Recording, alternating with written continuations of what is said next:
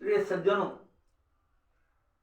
आज मैं एक ऐसे स्थान का और ऐसा विशेष महिमा उसकी बताने जा रहा हूं।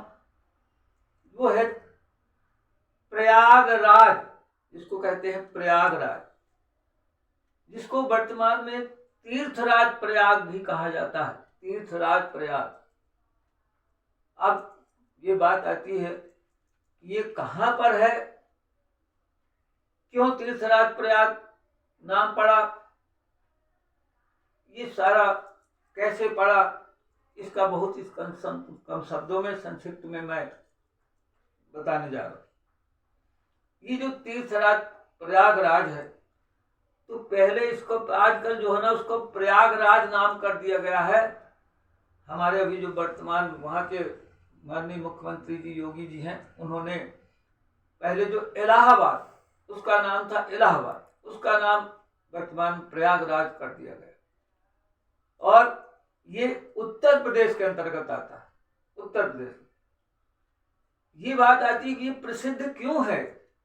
ये प्रसिद्ध का कारण मैं आपको बताना चाहता हूँ कि वहां 3 नदियों का संगम है, इसलिए उसको त्रिवेणी के नाम से जाना जाता है। कई लोग अभी त्रिवेणी नहीं पूछो तो त्रिवेणी क्या, चाहे उससे कोई छात्र हो कोई भी हो, सबके सब साधारण जन सूचना मालूम होना चाहिए कि त्रिवेणी, इसीलिए त्रिवेणी के नाम से प्रसिद्ध है। वहां की 3 नदियों का संगम है। अब वो 3 नदियां कौन कौन सी आपको बता दो। एक तो गंगा नदी प्रथम, दूसरा यमुना, तीसरा सरस्वती। तो आपको तीनों के बारे में संक्षिप्त परिचय बताना चाहूँ। जो गंगा नदी है, प्रमुख पहला नाम इसीलिए आया क्योंकि वो पवित्रता में नदी। कितने नदियों का जल आप कहीं रख दोगे तो उनमें कीड़े पड़ जाएंगे, लेकिन गंगा नदी के जल को आप कितने दिनों तक संजो कर रखो, लेकिन कभी उसमें कीड़े न पड़ेंगे। और कितने पापी से पापी हो, लेकिन अगर श्रद्धा भक्ति से गंगा के जल में स्नान कर डुबकी लगा दे तो पवित्र हो जाए। ऐसा गंगा नदी, इसीलिए गंगा नदी को यहां तक कहा गया है इस व्याज निंदा अलंकार के माध्यम से, गंगा क्यों टेढ़ी चलती हो, दुष्टों को शिव कर देती हो, क्यों यह बुरा कर्म करती हो, नरक रिक्ति कर दीप भरती हो। अर्थात हे गंगा नदी, तुम कितनी महान हो कि कितना भी दुष्ट क्यों ना हो, लेकिन उसका भी उद्धार कर देती। ऐसा गंगा नदी है, वो वहां साक्षात बहती है।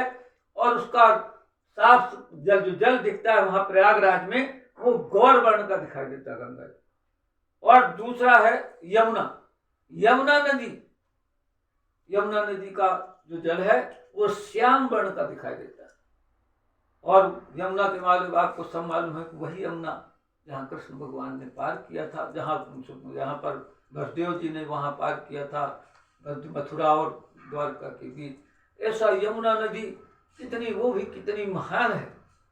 ऐसी यमुना नदी, ऐसे जहाँ बिल्कुल उस यमुना नदी का भी जल।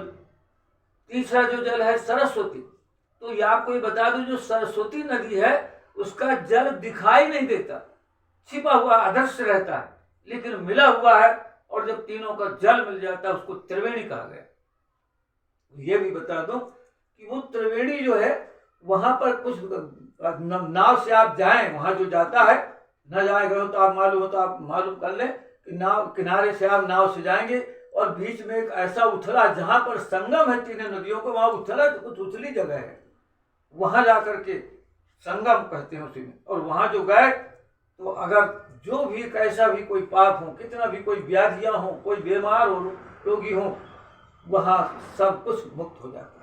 जब एक ही गंगा में इतना महानता है, तो 3 नदियों का जहाँ संगम हो वहां तो त्रिवेणी हो गई।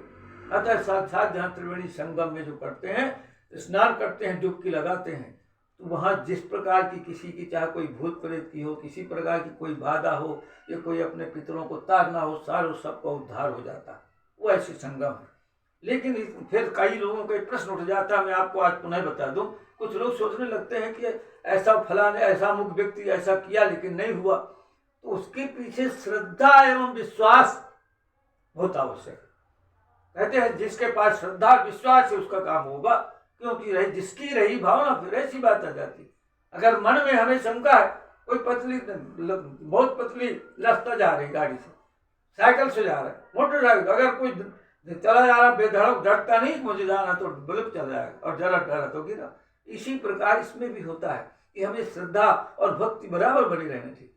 ऐसा अगर जो करता है तो ये त्रिवेणी है। और वही जो है प्रभु राम जिस समय वनवास को जा रहे थे लक्ष्मण सीता सहित, वहां भारद्वाज ऋषि जब सबसे पहले मिले थे, भगवान राम वहां पधारे थे, उनसे रास्ता पूछे थे कि मैं रहने की जगह पूछे थे प्रभु राम ने कि मैं कहाँ निवास करूं। उन्हीं भारद्वाज जी ने वहीं प्रयागराज में भगवान राम को बताया था कि चित्रकूट में जाकर निवास करो। ऐसा वो प्रयागराज है और वहां ऐसी त्रिवेणी है। इसलिए आप सभी को कोई भी कष्ट आए वहां जाकर जरूर संगम में स्नान करें और अपनी मुक्ति प्राप्त करें, अपनी व्याधाओं को दूर करें।